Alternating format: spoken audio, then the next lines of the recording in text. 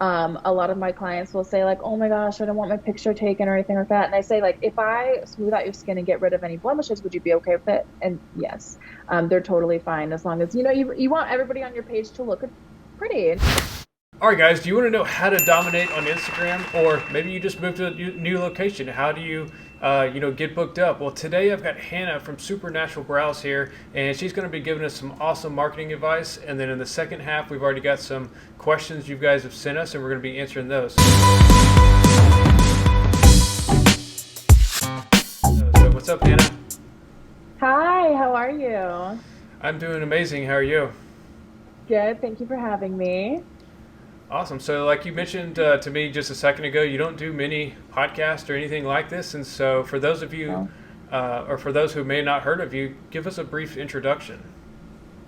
hi, my name is Hannah Sturtevant. I own Supernatural Brows. I started my business in 2017 and began training in 2019. Right now, my company is located in Las Vegas, but I've traveled all over to take clients. I've actually moved quite a bit, so I think this will be helpful for anybody who's trying to build clientele in a new city or new artists. Mhm. Yeah, it's since I've worked with people from different areas of the country. It's I remember you asking me about this a few months ago about Las Vegas or different areas. What are all the areas that you've done business in? Oh, okay. So I started my business in Washington, Kirkland, Bellevue, Washington on the east Mm-hmm. side, and then I Yep. ended up moving to Pennsylvania in 2018. And I moved back to Seattle, and then I moved to actually during 2020, I moved to Orange County, and then I moved to Los Angeles 3 months later. Lived in Los Angeles for 5 months, and as of last week, I am now a Las Vegas resident. So all over. Congrats. That's awesome. So yeah, you moved to Las Vegas, or not Las Vegas, but you moved to California during the pandemic. That must have been tough. Yeah. It was definitely difficult. I did a lot of research on the area that I moved to specifically, and I found that Orange County kind of remained open through the pandemic. I mean, obviously we had to still follow regulations, but it was just an easier area to maintain clientele, and it is more of a higher, what is the word that I'm looking for? Kind of like a higher end area. Hmm. So, Yeah. people had money, especially even during a pandemic. So, it was easy to build a clientele out there for sure. Yeah. Awesome. Well, let's just jump straight into building a clientele. So, what would you Yeah. say? Because you're also a trainer and you work with a lot of new artists, and so what do you think like for a new artist, what would be the best advice you have for them? The what I tell my students, first weekend, you have to have an Instagram, and you can always change the username, Hmm. but that's going to market you the best. I get most of my clients from Instagram, and so you can hashtags are going to be the best bet. You want to use hashtags like, let's say I just moved to Las Vegas, so I'm going to be Hmm. doing Las Vegas microblading, yes, but I'm also going to be doing Las Vegas hairstylist, Las Vegas tattoo, Las Vegas nails, because girls who are looking for those services will also see your brows pop up and be interested in your services. Yeah, I think that's a great tip because a lot of people get confused on hashtags because they don't know really what to put, and maybe you put something that's like a broad category, but you're reaching people in New York City or from around the world, and so you make a good point to put your actual location name like Las Vegas in your actual hashtag. Absolutely, absolutely. And I tag it as well. So, um, when you put your location, if somebody clicks the location, they can see Yeah. easily where you're at. It's in my bio. So hopefully, I don't get too many messages, "Hey, where is your location?" Because I do move around a lot, so I just don't want to confuse anybody. So it's important, I think, to be clear about where you're at for sure. Yeah, if you're listening right now, tagging your location on Instagram, like she said, is so important because we see all these Hmm. posts on Instagram, but when you see your city name in there, it just kind of rings a bell in your mind and helps you. That's Hmm. why on a lot of ads, I'll make sure I put like Las Vegas or like whatever city I'm doing, just so people are like, oh, they're in Hmm. my local area. Absolutely, absolutely. Yeah, in running Instagram ads as well, what I typically do is you can put in the city where you are working at, but Hmm. surrounding cities are going to be important as well. I also do surrounding states. I do have a lot of clientele that flies in to see me. Okay. So just broadening that, if we're on the West Coast, maybe don't tag the East Coast, but surrounding states would be important as well. Awesome. What? So you do? I know you do a lot of stories because I follow you. Tell Yeah. us about Instagram stories. When did you start doing those? Have you seen a lot of engagement from them? Oh yeah, yeah. I would actually say that I have more views on my story, which was interesting to me. I have Yeah. more views on my stories than likes on my posts, which is interesting to me. I'm not really a social media person. Hmm. A lot of people ask me if I had somebody running it, and I do not. It's just me. Um, Instagram stories, what you want specifically is for your followers to engage with you, meaning you can do Hmm. polls, you can do quizzes. That's a really fun one to do, especially for artists who are, I have a lot of new artists that follow me that look for advice. So doing little quizzes on there, like what is the layer of skin that you're supposed to microblade into, stuff like that so that they engage. Because if Instagram is seeing that people are viewing your stories without engaging or responding or anything like that, you're not going to get very much engagement with kind of basic stories. Oh yeah, I Hmm. love poll stickers or questions, or Yes. and that's how Yeah. you got all the questions for today's podcast. Is you did one of those Yeah. question Yep. stickers, asking what they want to learn Yeah, I about. get a lot of responses to those. Absolutely. Those are always the good ones, especially if, I feel like there's so many questions that go into, even for my clients, not necessarily other artists who have questions about my services. Um, so when I just do that, I can know exactly what people are looking to learn about instead of just being like, what should I post about today? I feel like everybody knows, kind of how to microblade, but it's not true. People have so many questions. Yeah. There's so many different methods out there. So I think it's important to kind of share what you know for sure. So have you got into Instagram TV at all, or are you sticking with stories right now? I think I have like one Instagram TV and I can't remember what it is, but maybe I do. I think I do. Yeah, it's for my training. It was kind of like a training teaser, I believe. I also tried the Instagram Reels, and for whatever reason, I personally didn't have too much success with it. I found that videos, just straight videos, are pretty popular for my, I guess, for my followers. And then photos, of course, before and afters always get a lot of likes. Yeah, I would say for my own social media, like Instagram Reels is like the next challenge for myself because Yeah, I feel so cheesy doing all the little pointing with the music and stuff, but I don't know. I know yeah. they're popular. They are it's the same thing with like TikTok, Yeah. Sometimes I'll see a video for browse on TikTok and I'm like, I could totally do that. But it just comes across so inorganic for me, So Yeah. I figured, whatever I'm doing, I'm just gonna kind of stick with it. I feel like my followers kind of know who I am, personality wise. And making use of it is just not really not who I am. Yeah. Yeah, same. I think the big thing with social media is like you sometimes you got to try new things, and obviously you want to do the things that are working at the time, Mhm. but also you kind of have to like fill it out for yourself. Like, okay, is this really me, or is this, I think Right. there's a balance between comfort zone versus being fake. Absolutely. Absolutely. All Yeah. right, so for let's talk about Instagram stories a little bit longer. What do you think your most engagement stories are? Definitely the questions when I give people the ability to ask questions. I feel like I get so many responses in there. You can kind of pick and choose which ones you respond to. It's interesting for me mostly because I know that a lot of people are trained a certain way to do brows, and I know mine is a little bit different. So it's interesting to see what people have to ask me about my methods. Hmm. For sure. So now let's talk about other social media platforms. I know you have a personal Facebook, but how do you feel about Facebook for business? I personally haven't had success with Facebook for business. I 1000% only do Instagram ads. I know that sometimes they can link up together. Um, the last Facebook ad that I did, the only messages that I got were people asking me how much Hmm. the procedure cost. And that's, of course, if somebody's asking, it's probably not going to be within their price range because it is a luxury service, and that's how I market myself.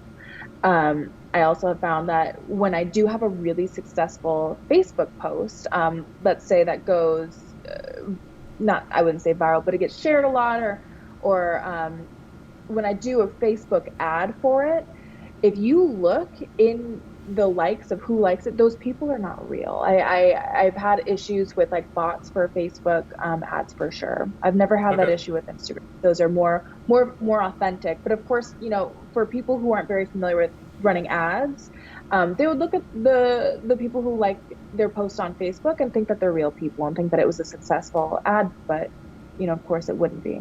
So I Mhm. guess my question is, what makes you think they're bots?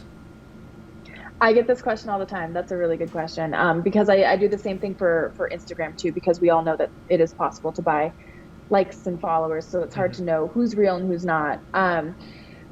For Facebook was really easy because when you go and you click on the profile, it just simply doesn't exist. You're not able to click on it, so you can see that it's just not a human being. No profile pictures, random, very basic names.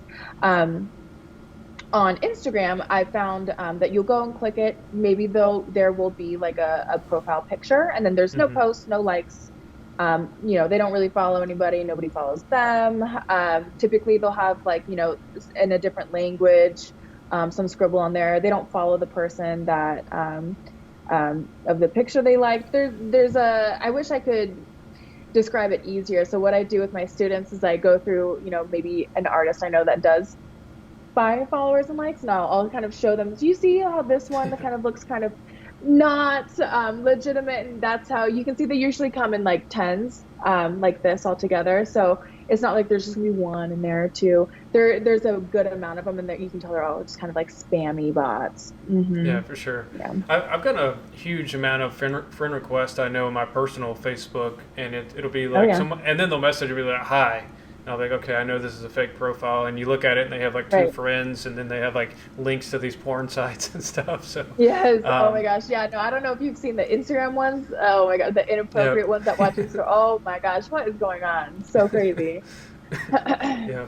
All right, so let's talk about YouTube now. I know you don't have a YouTube channel, but I mean, instead of sitting here and asking you, I know you don't have one, but my advice Sure. as a trainer is, even Mhm. for an artist, like even if you didn't do training, start a YouTube Mhm. channel because Mhm. everyone wants to know how to get found on Google, and Mhm.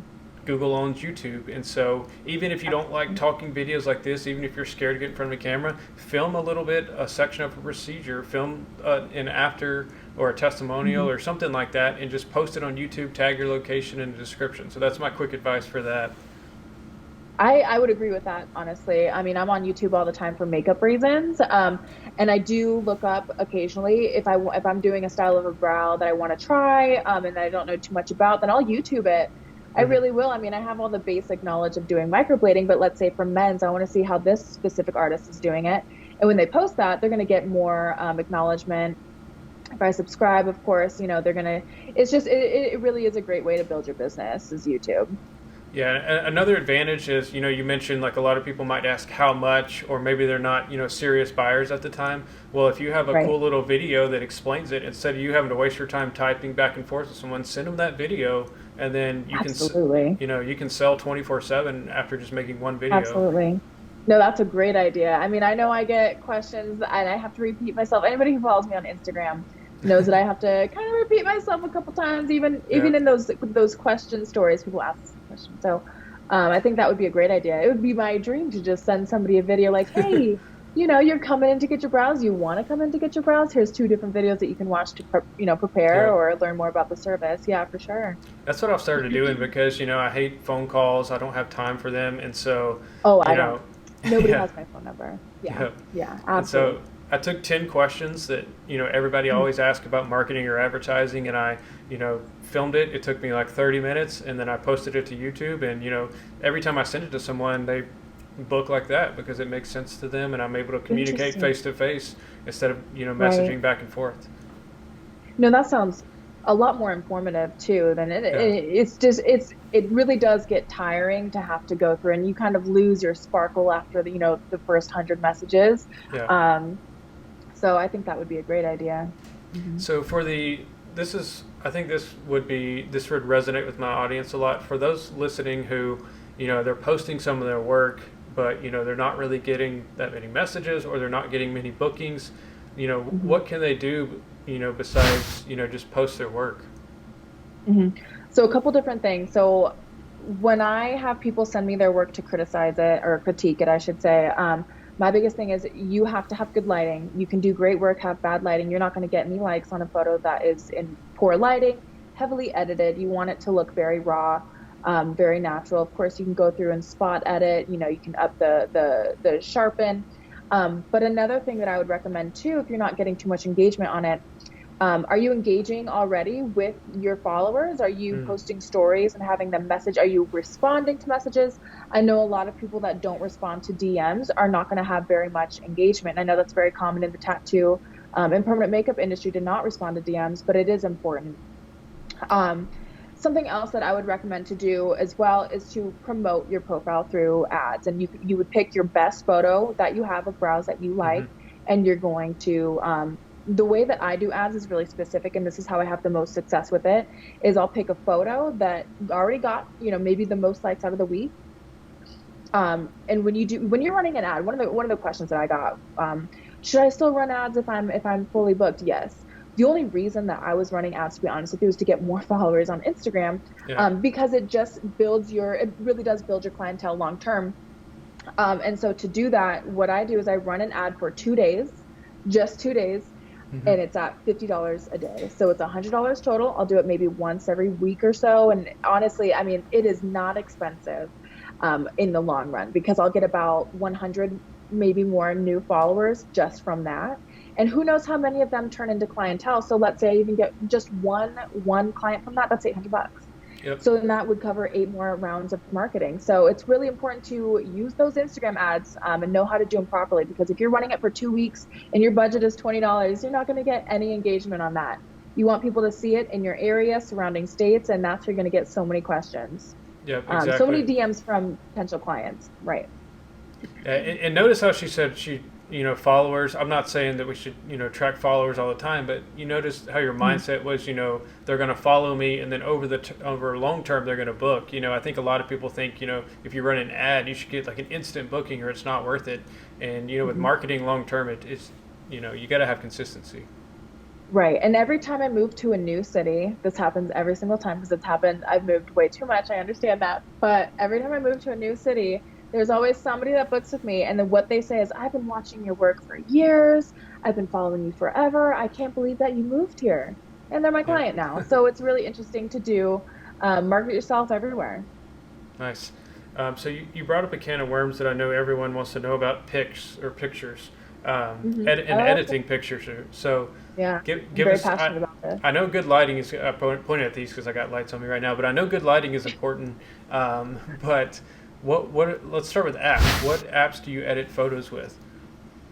Okay. So very important. So my absolute favorite one is going to be Pixlr. You spell it Pixlr. Mm-hmm. What I use Pixlr for is I spot treat for blemishes.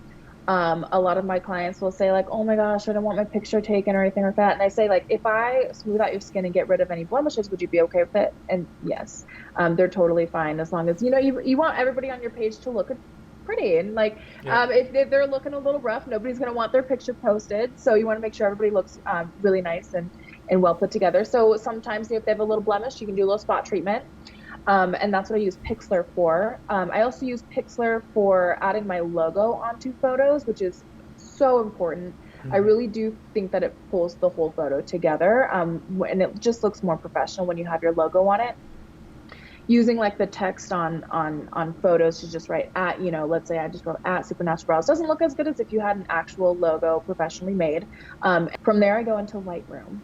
Lightroom is very important to me. So Lightroom is where I'm going to up the sharpening. So I make it very clear, very visual. I don't typically up the exposure. It's just going to be too bright. You want to have really good lighting in there. I use Glamcore lighting. I'm not a huge fan of ring lights, to be honest with you. I've found for brows specifically, it makes the skin look a little bit pink. You can't really see every single hair stroke that you do. Um, Phone, you're going to want to you always want to have like the most updated iPhone, and it's a tax write-off. Yep. So I was just thinking that's what I that. would recommend for that. Yeah, so when what was it, the 12 came out, went and got the 12, Yep. and the photos are phenomenal. I also have a couple different lenses that I use for macro, but those are more rare. But for basically, you just want to have really good lighting. Um, so in Lightroom, another option too is because what we're doing to the skin, it is irritating the skin, so it can make it a little bit red and unattractive looking. And sometimes that epinephrine gel just isn't enough. So what I do in Lightroom is I go to color grading and I turn down the reds. And you don't want to do it too much. You don't want the photo to be black and white, but you want to sometimes make the skin look a little less irritated so future clients don't get scared. You want to be able to see the hair strokes that you're doing, or I mean the pixels that you're doing in the brows. You want to see that detail.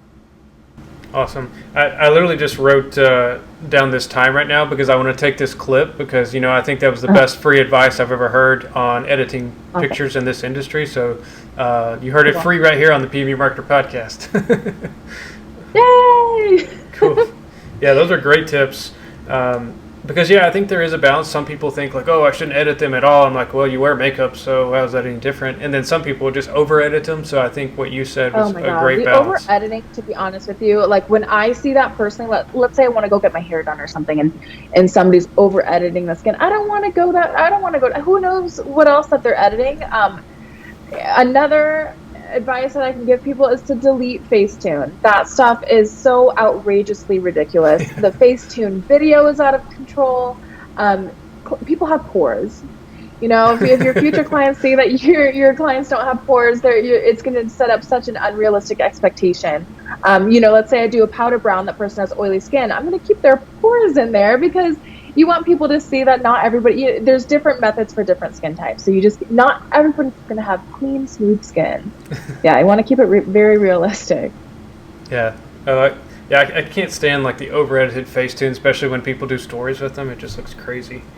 Or filters. Yeah, no filters on stories of your clients. It's just a little much maybe I know it's like a younger thing, like the 20 or early 20 girls doing the filters for everything, but you want people to be able to see your work clearly. Mm-hmm. Awesome. Great advice. And then I also wrote down from something you said a few minutes ago, you were talking about how, a lot of new artists, they'll kind of wait for people to come to them. They won't engage in their DMs. They don't engage with their followers. And I think that's a huge mistake because it reminds me of that movie. Some people are probably too young to remember this, but the baseball movie where it's like, if you build it, they will come. I think some people think just because they have an Instagram, people are going to come to it, but you have to engage. Yeah, absolutely. Everybody's doing brows these days, so you have to figure out what sets you apart from that. So what I tell my students when they come in to take the class, because marketing is a huge part of my course, is for my students, I tell them what sets you apart from people who have had training. I consider myself a very good trainer. I have people that come in to get trained by me, and they're like, well, oh my gosh, you're doing this differently. Why? And when I explain it to them, I want them to go explain to their followers, like, why do you do brows this way? Mm-hmm. Why do you use this specific kind of ink? When you post, I find when you post Instagram photos with an educational caption, yep, you're going to get a lot of what is the word I'm looking for? Engagement on that. Mm-hmm. Yeah, mm-hmm. and it also builds trust and what is the word I'm looking for? Credibility. Yeah. Absolutely. With what I do, and I try to keep everything very transparent on my brow page. People come in at this point, they lay down, I brow map them, I show them the color, they look at it for 2 seconds, they say, good to go. People, if client is sitting there and being like, I don't know if this color is right, do you think this shape is kind of, they don't trust you. So you really want to make sure that you're very methodical in the way that you do your services. Yep, exactly. All right, so let's move on to the questions. So, like we mentioned earlier, you had posted on your Instagram story and got some cool questions from your... And that's one thing that impresses me with you is, I see that you have a lot of engagement on your stories, a lot of engagement with your followers. Like every time you've ever tagged me in an Instagram post, I get like a bunch of followers, and I'll get on my Instagram and be like, oh, I have 20 new followers, and then I see that you tagged me in a story.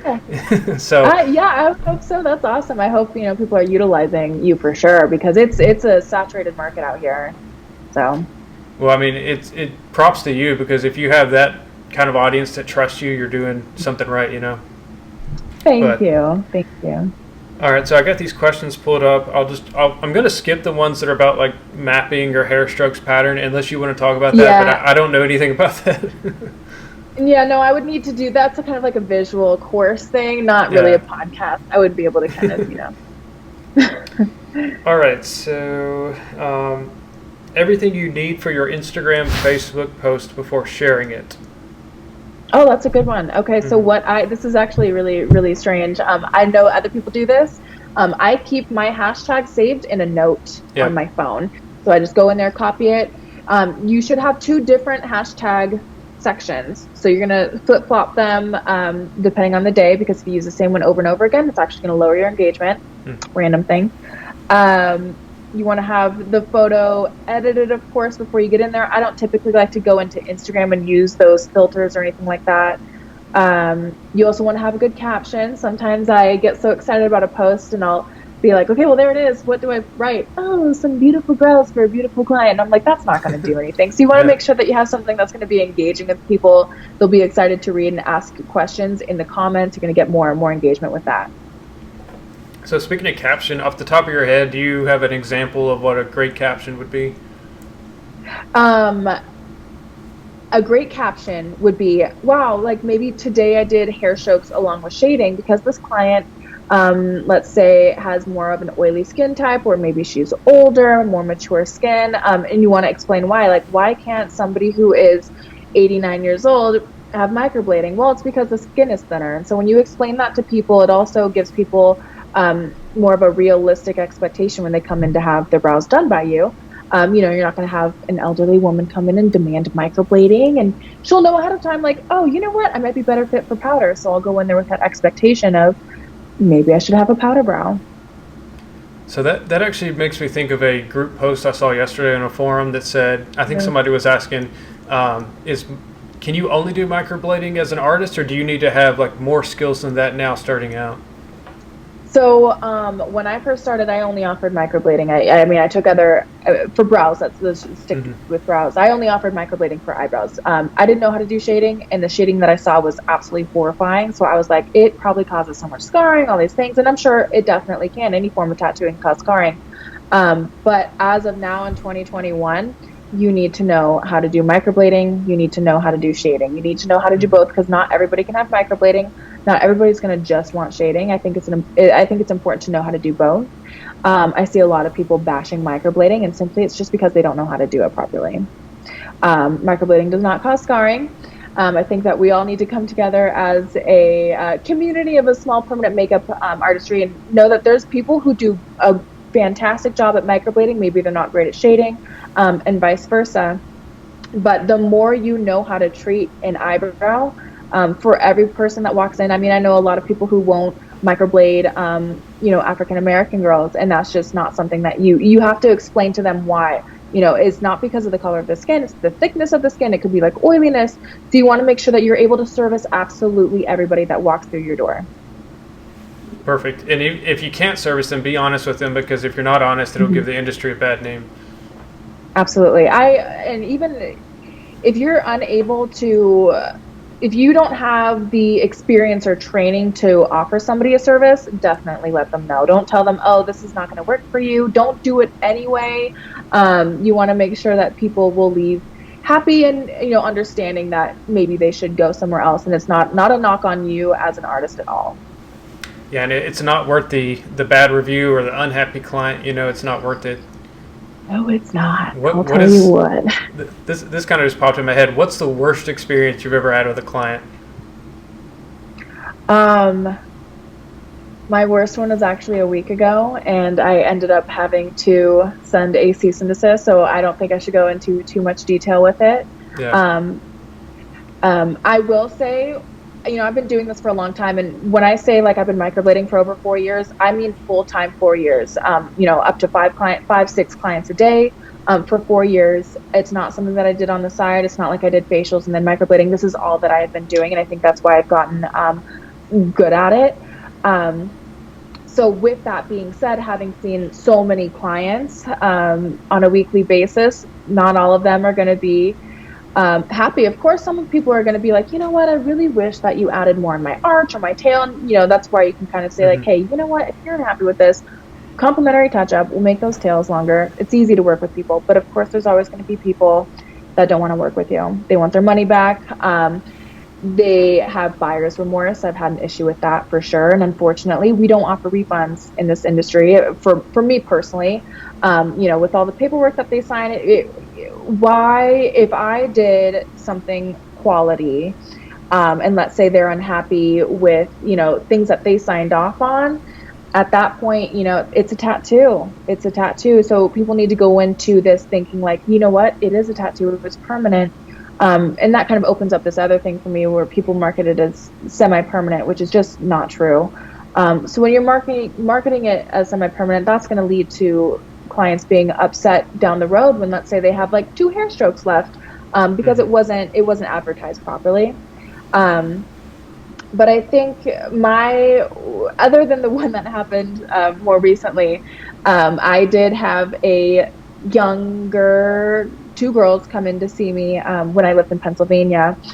Um, and she wanted me to add, I think, more on her arch. And I thought I started feeling as though the shape was looking a little bit more on the unnatural side. So I said, you know what, after you heal, if you want to come back and we can add more on your arch, let's do it that way.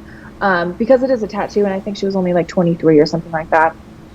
Um, so they paid, everything seemed fine. And then that night I got an email stating if I didn't refund her and pay for her taxi from New York City to Pennsylvania, that she was going to sue me. And that, of course, like, being newer in the industry, I was like, oh my gosh, I don't want to get sued. So what I responded was, here's my phone number, have your lawyer call me. At this point, we have to end conversation because you threatened a lawsuit. And Mm-hmm. to be honest with you, I don't know what state you can sue for a tattoo in, but Pennsylvania is not one of them.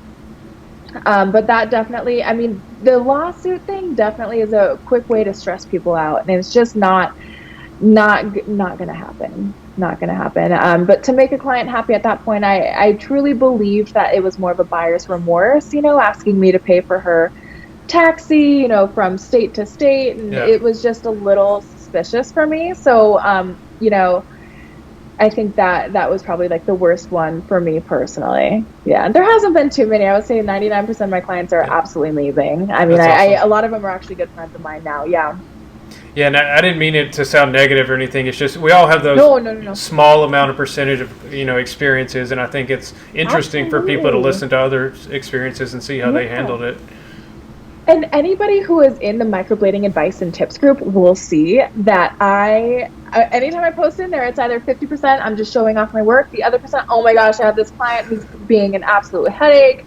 For whatever reason, I kind of attract that chaotic energy. But I think it's also important. You have to be patient with people because it is a scare, especially during the healing process. It's really nerve wracking, even for when I do my own eyebrows. I'm like, oh my God, why do they look like this?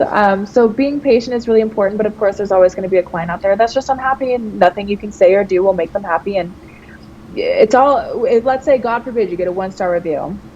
The best thing you can do at that point is to respond very professionally. You're not going to be cussing at them. You're not going to be getting emotional. So like, I'm so sorry to hear this. I've tried to work with you to resolve this, and we couldn't come to terms with this. So try to be respectful, of course, of every client. Don't accuse them of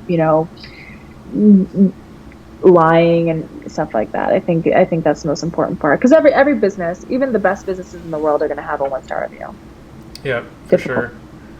All right, so next question, and this may, I don't know, be controversial, but I just want to know, do you think that you can learn microblading online effectively without any in-person training, or like what do you think about that?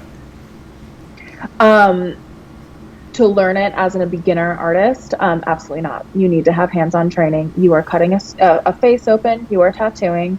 I know there's a lot of beginner online courses, and that kind of involves a lot of latex skin where you take the photos and send it to your trainer and get constructive criticism. And I think that's great. I do not think that that's enough to be taking real human clients, because when you take a client or a model, you don't have your instructor standing over you, watching you and giving you, advice on how to be holding the skin or the needle. You would absolutely need to take an in-person course to start taking clients, in my opinion. Yeah, Mm-hmm. and I think there's so much, like from what I've seen, I'm not a microblader obviously, but from what I've seen, the mentorship of trainers is so important, long term. So do you have any Absolutely. kind of mentor program or ways where your students, previous students, reach out to you? Mm-hmm. My students, so as soon as I started the online course, because I do have an online course, but it's more so marketed towards advanced people who have already had online or hands-on training, or who are Mm-hmm. going to get hands-on training. Um, So for every student that ever takes my course, they're able to even text me if they need to, if there's a client in their chair. But I have dozens of students every single day that send me emails asking for a critique on their work.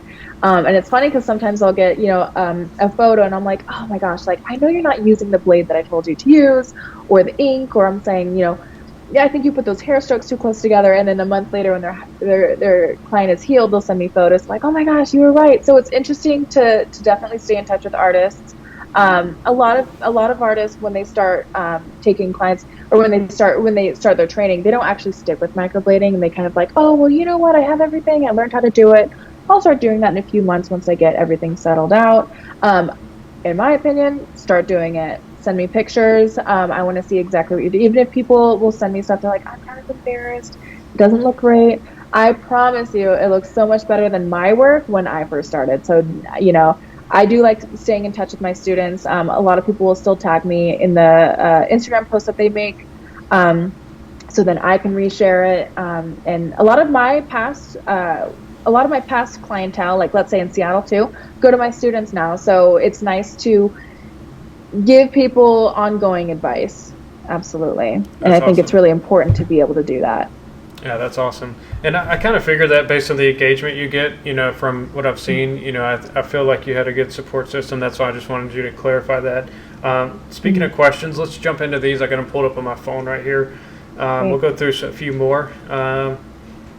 Biggest beginner mistakes when trying to gain clients as a new artist. Biggest beginner mistakes. Mm, biggest mistakes. I'm trying to think of something that would be considered a mistake, to be honest with you. Gosh, I think like anything that you would be doing to make your clients feel comfortable and educated about the service wouldn't necessarily be a mistake. One thing that I do see a lot of, like maybe my students that like just graduated, again, like the pictures aren't great, so people can't really see clearly what's going on. I would say bad websites. you know, Mm-hmm. um, hire somebody to make your website if you need to. It's going to be worth it long run. People prefer to go to somebody who has a clear, professional looking website. Working out of your house, can't do that when you first start. I had no idea anything about microblading or tattooing. And when I first started back in like 2016, I took my first few clients in my house. Can't do that. And I think that will also kind of seem more unprofessional to your clients. It's important to have a licensed shop to work out of. It looks a lot more clean.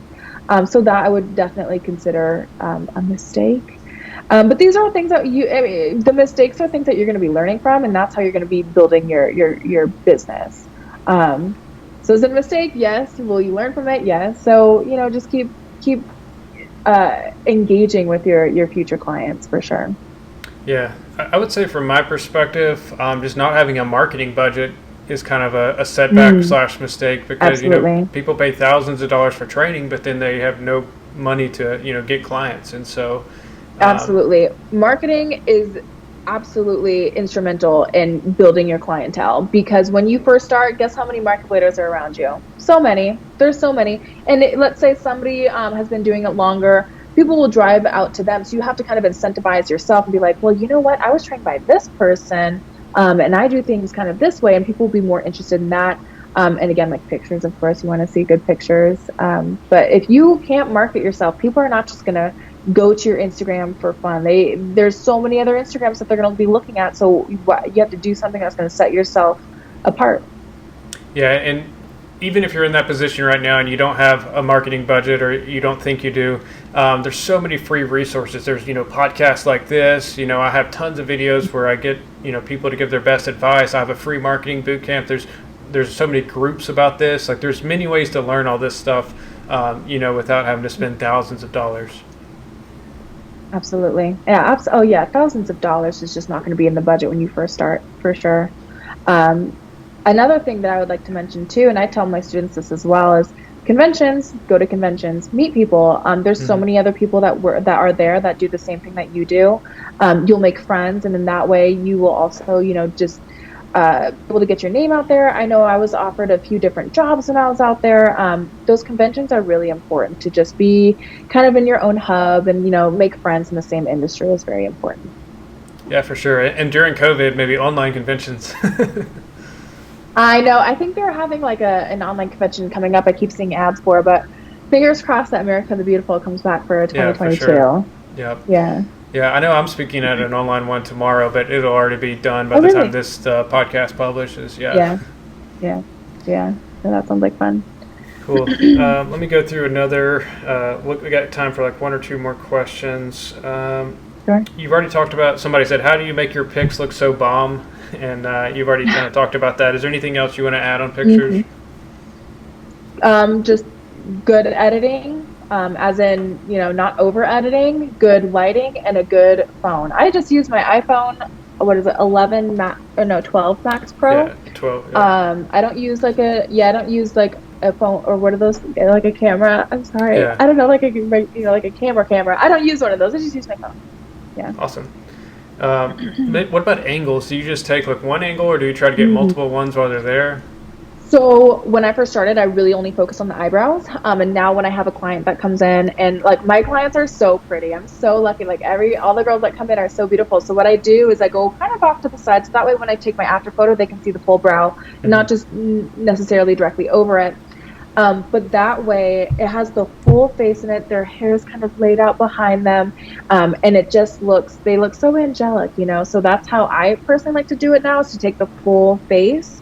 And I do have my clients take their masks off for the photos. I find that you'll have more engagement when people can see the full face. And you can also just see how the brows frame the face better when there isn't a mask on. In my opinion, if you can go to a restaurant, take your mask off with your friends, you can take your mask off for 30 seconds while I take pictures. So mask off, I would recommend. Yeah, and unless you're like microblading from 6 feet away the whole time, like those rules don't really matter anyways. Yeah. Yeah, no, yeah, the mask thing, I have, and I'm sure other people have implemented this as well. So in California, everybody has to keep their masks on. So that's why I couldn't be tattooing lips or anything like that. So what I would do, of course, brow map, have them pull it down a little bit underneath their nose. And then when they take a look in the mirror, I tell them, if you want to go into the restroom, pull it down so you can see your full face. That would be perfect. So someone asked, how to get noticed by more clients on the area, appear higher on search. You've already talked about hashtags. I hit on YouTube. What about Google My Business? Do you use that? I do use Google Business, and that's actually the most successful one that I've had. So when people even just Google Supernatural Brows, it'll pull up the Google. I find that Google is just a little bit more legitimate than Yelp. Yelp, there's whoever they want can make a Yelp, and I found that Google Business has been the most. They're able to go to your website from there, call you, leave a review. So Google Business is definitely my favorite. I'm having an issue trying to update my address. But again, I'm not technologically savvy. So it just kind of depends on how well you use it. But I've been pretty successful with Google Business, and I've really enjoyed using it. Yelp, not so much. Yeah. Yelp is very difficult. And never do Yelp ads. Like, I've never heard anything but horrible things about Yelp ads. Absolutely. So this is all alleged, okay? I did not make my Yelp page. I got a phone call one day from Yelp saying, "Oh my gosh, you got your first 5-star review." And I was like, "That's so weird. I don't have a Yelp." And they're like, "Well, you do now. If you claim it, you'll get your 5 stars." So unfortunately, I claimed it. And then from there, if you don't, I was complaining about how they were hiding all my 5-star reviews, and they said, "Well, if you do our ad package, we'll show your 5-star reviews." And it was like $300 a month, and I was like, you know what, this seems kind of shady to me. So I went over to Google Business. Yeah, Google's awesome. All right, so I really love this question because it's something that I see a lot as a brand new artist. How do you recommend them getting models? Should they do paid models, free models? Should they even do any models? I mean, obviously they have to have first clients, but what is your viewpoint on that? So I do free models only because they're learning. I don't want people to have to pay a model fee, and then if they're unhappy, they're going to try and get the model fee back. I know that there's a really good reasons why people do the model fees. The way that I have my students even out of state get their own models, and I have them do it themselves, and I have them bring their own models because it might sound a little boot campy harsh, but if you can't find somebody to give brows to for free, how are you going to find paying clients? So I think it's important to utilize. they can use my name to get clients, being like, hey, I'm taking this training with Supernatural Brows. I need models. And for most of my classes, like nobody has any issues. They can easily find 2 models. But I think the best way, again, to do that is going to be like Instagram, even their friends on Facebook. So I've had people who have from out of state have their friends fly in with them.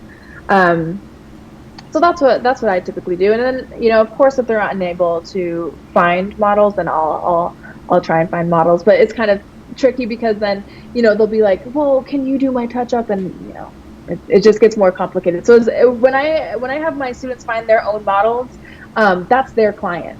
But you definitely want to be utilizing, even like, I know people have issues with this, but Facebook Marketplace to just market, or even Craigslist, to market like, hey, I need 2 models. This is a free service. It's legitimate. Here's, the woman that I'm training with, and people will trust that. And, you're always available should anybody need to reach out with any more questions. So let's say they do those 2 for free. What about like getting more pictures for the Instagram? Should they discount their service? Should they do paid models at that point, or should they do 10 free ones? Like, what is your viewpoint on that? I'm not, so I know things have changed since I've started my business. So what I did was I think I had my 1 or 2 free models. I think it was just 1.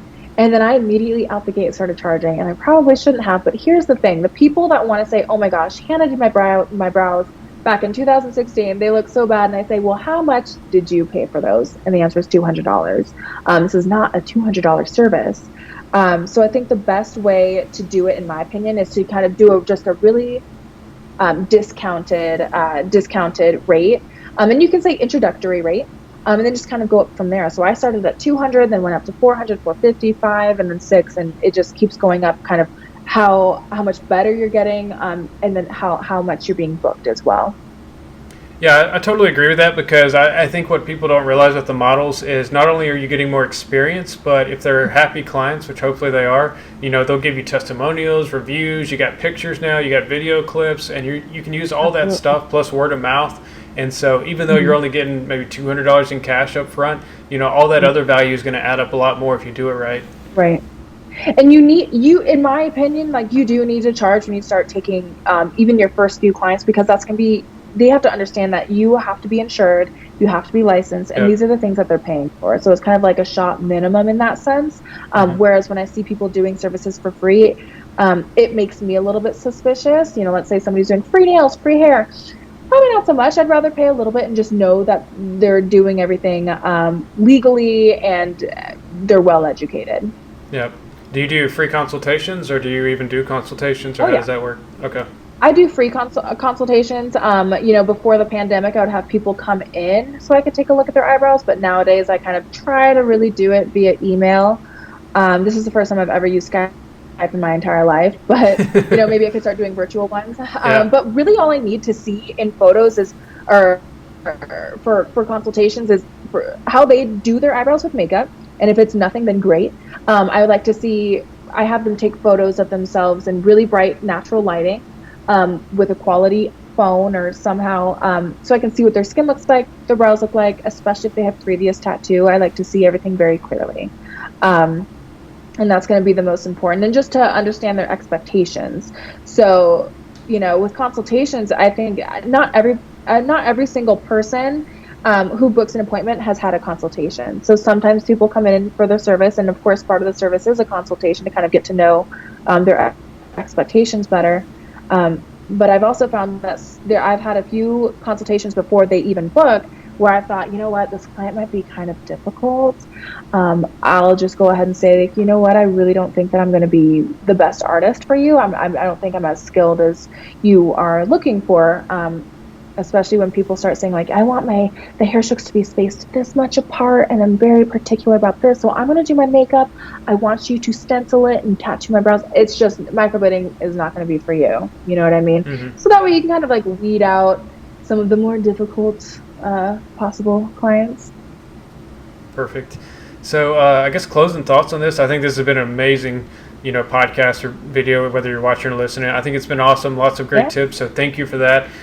One final question. If you could go back to when you first started as a new artist, what would be the one thing you would tell yourself? And I'm not talking about just what you would tell everybody, just what you would tell yourself based on maybe a mistake or a strength, or something you wish you had known earlier. I guess it just would kind of depend on what. Definitely marketing is going to be really important. I think I was really lucky in getting into the industry right when everything first started. So people were just interested in having the service out of the gate. Education wise, I don't think that I knew absolutely everything that I needed to know about microblading, because the clientele not everybody can have microblading. So that's really important to discern who can have what service. One thing that pops up in my brain just because I've been noticing it lately is on my Instagram it says, "Oh, these are brows that you did 3 years ago," and I look at them and I'm like, "What?" It's good, and I got clients with it, but looking at it now as somebody who's been more experienced, more educated in the field, putting those hair strokes so close together over time, you have those clients come back and I'm like, wow, those are a little bit more on the solid side. So I think it's important to just continue education. Absolutely. Awesome. Well, like I said, thank you so much for coming on this. Like, Thank guys, if you. you're listening or watching this right now, go follow Hannah at Supernatural Brows. I'll have the tag up here. Give her some likes, give her some comments. She just spent an hour out of her Saturday giving you all this awesome free advice. And so, share the love. So if someone wants to, do some training with you or advanced training, what all do you offer? I do advanced online training, and I have really been focusing more so on beginner training in person, which is 5 days long. And then, of course, there's mentorship after that. What I'm going to be focusing more so for 2021 is going to be advanced in-person courses for hair strokes, and then shading courses as well. Perfect. Awesome. Well, go give Supernatural Brows a follow. And thank you so much, Hannah, for being on the podcast today. Thank you for having me. Yeah, thank you so much. All right, guys, if you enjoyed this, please hit that big like button below or subscribe to the podcast, and we'll see you on the next one.